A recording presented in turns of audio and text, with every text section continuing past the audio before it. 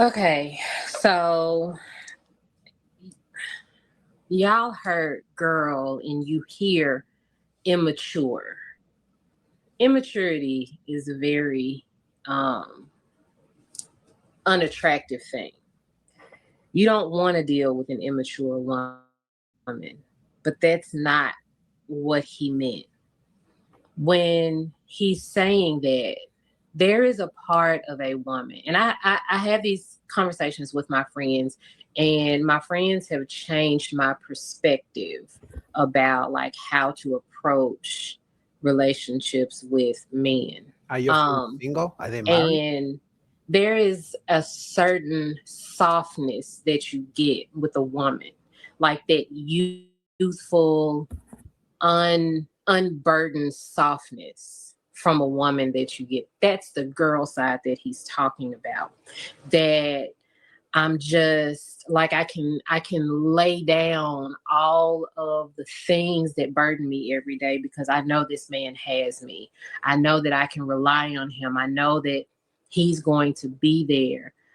I I do like we have conversations. I want to get in the car, turn my brain off, and just let him handle everything.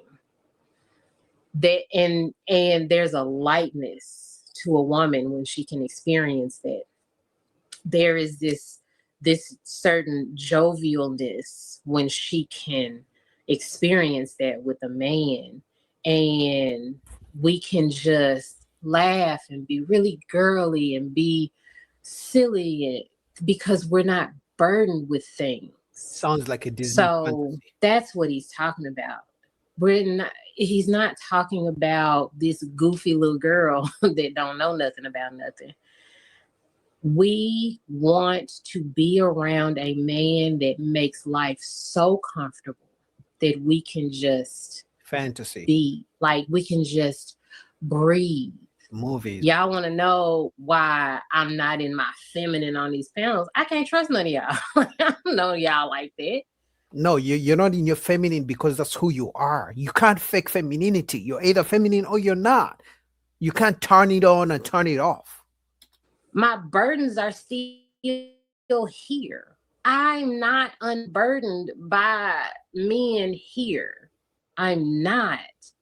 But when I get around that man, that makes that part of me just kind of, I can compartmentalize her and I can set her off to the side, Right. and he makes a safe place for me, a soft landing for me. Fake feminine. That's when that girl comes out.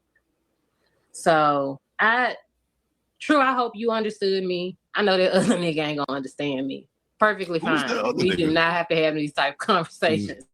Wait, who? But No man is going to understand you, because if you're saying a man should make you feminine, a man should give you a safe place.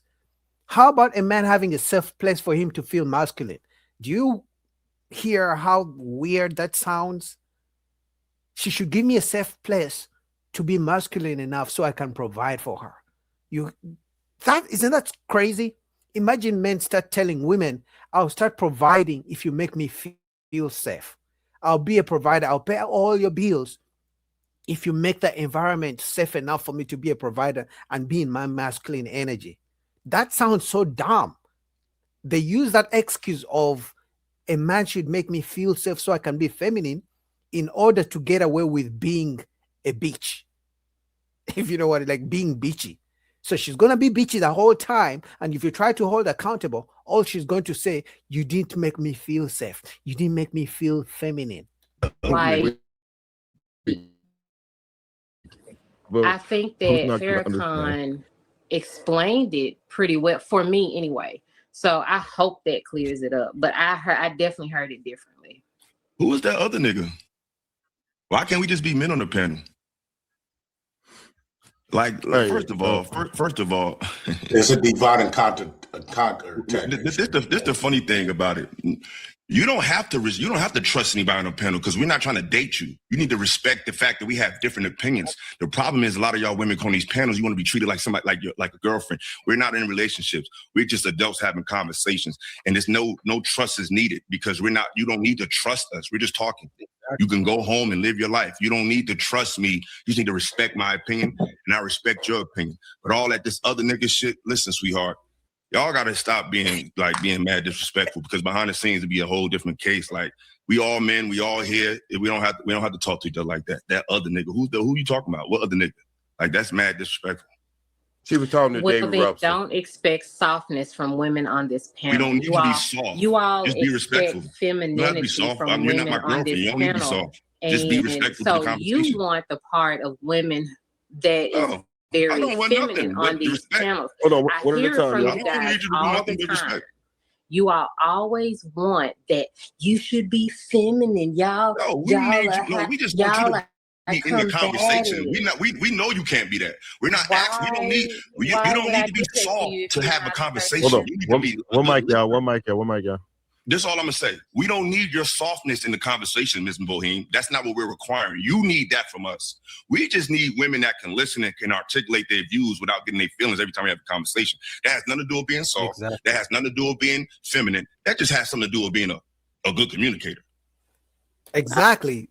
Plus, men don't. If a man tells you to be soft, if a man tells you that you should be soft, it's too late.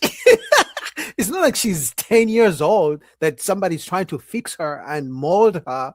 By the time she's this big age and she's not feminine, because if a man finds a feminine woman is going to stay feminine even during a debate, even during an argument. I don't know if you guys have seen that. A woman who's really masculine, when she argues and gets into a debate or an argument with a man, her masculinity really comes up. A feminine woman, even if she's mad, even if she's really pissed off, she's going to stay feminine. Even the way she conducts herself, there's a big difference. So no man is trying to tell Ball to become feminine. Men are simply telling her what the results would be if she was feminine, because it's too late for Ball. She can't be feminine now. It's too late. Oh, the same feelings that you had about the things that were said, because I mean, I'm just talking about, you said the other nigga. I'm just saying, who are you talking about? Dust at all.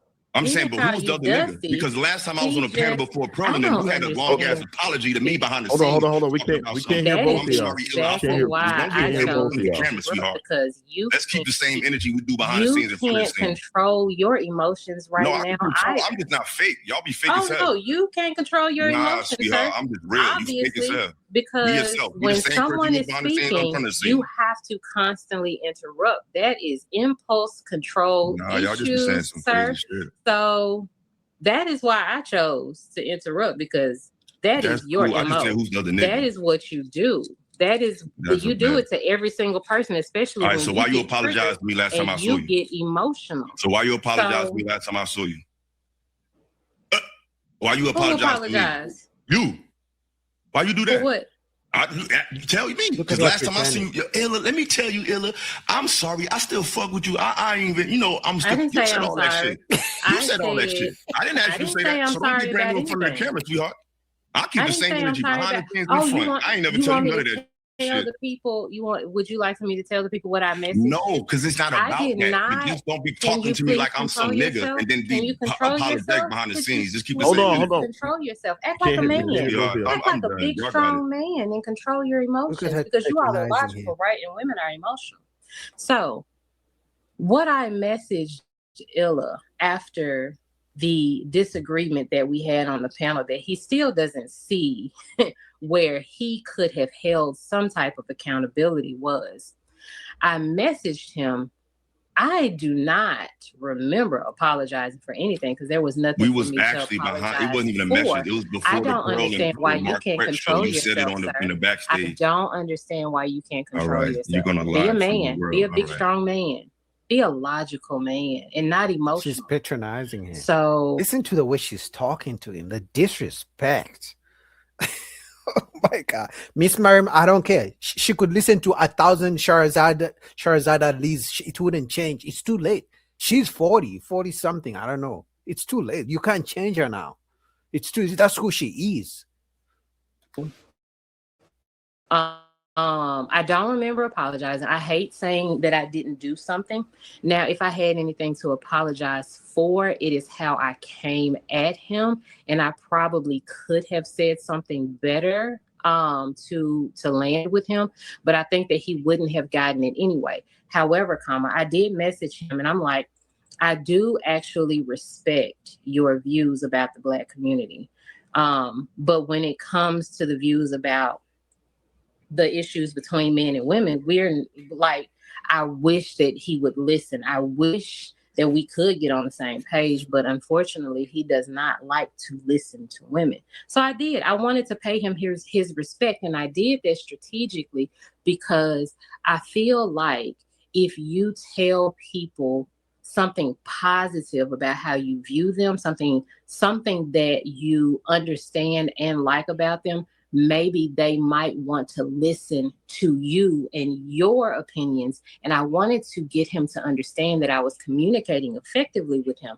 But what that showed me was that he does not communicate very well at all, because I was telling him what I heard and not what he meant. And he took offense to it, much like he just did OG. He likes to take offense to things that people are not even saying about him. You take offense every show, Bo. You take offense to men telling you to be feminine. You take offense to men telling you to listen.